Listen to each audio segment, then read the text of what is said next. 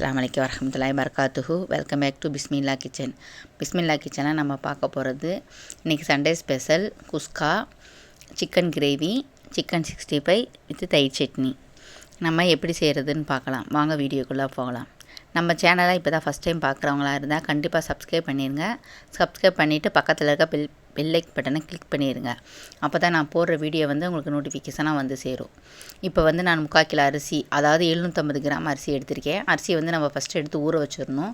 ஊற வச்சுட்டு குக்கர் வச்சு ஆயில் விட்டு வெங்காயம் நல்லா நறுக்கி வச்சுருக்கணும். வெங்காயம் நறுக்கி வச்சு நான் வெங்காயம், தக்காளி, மல்லித்தலை எல்லாமே முன்னாடி ஃபஸ்ட் ரெடி பண்ணி வச்சிட்டேன். வெங்காயத்தை போட்டு நல்லா வறுக்கணும். நல்லா பச்சை வாசனை போடி நல்லா முறுமுறுன்னு நல்லா பொன்னிறமாக வறுத்துட்டு அது கூட நம்ம மல்லித்தலை, புதினா தலை இது மாதிரி போட்டுக்கலாம்.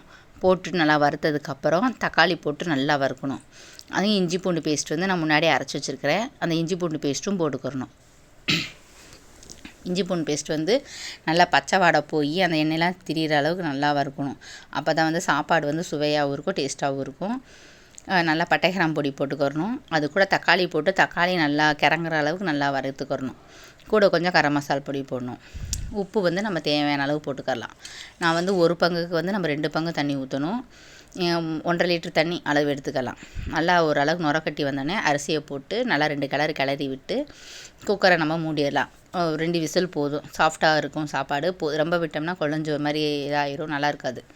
இப்போ குக்கரை மூடிடலாம். குக்கரை மூடிட்டு 2 விசில் வந்துடும். இப்போ விசில் வந்துருச்சு. இப்போ சாப்பாடு ரெடி ஆயிடுச்சு. இப்போ நம்ம நெக்ஸ்ட்டு சிக்கன் கிரேவி எப்படி பண்ணுறதுன்னு பார்க்கலாம் வாங்க. குக்கரை வச்சு ஆயில் விட்டு நல்லா வெங்காயம் போட்டு நல்லா வறுத்துக்கிறணும்.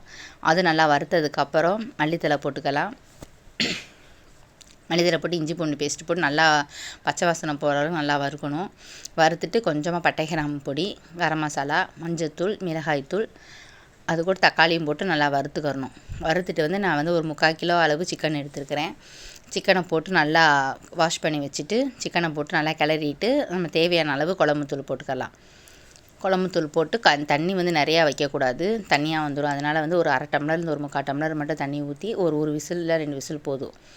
நல்லா குக்கர் லாக் பண்ணிக்கலாம். இப்போ விசில் நல்லா அடங்கிடுச்சு. இப்போ குழம்பு ரெடி ஆயிடுச்சு.